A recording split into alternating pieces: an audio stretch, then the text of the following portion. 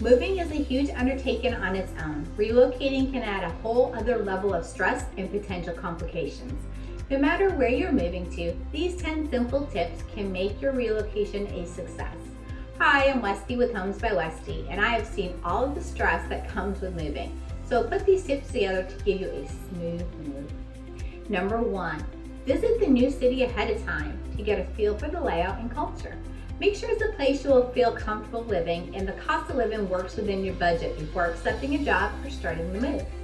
Number 2, when looking for a home, make a list of what's important to you, such as commute to work, schools, medical care, parks, downtown.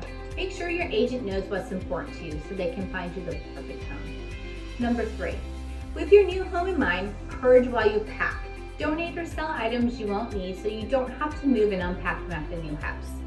Number 4, ask your agent to help you find free or inexpensive moving boxes. Number 5, carefully label all boxes on all 4 sides so you know what is inside and which room they should go in. Using different colored labels can be helpful also.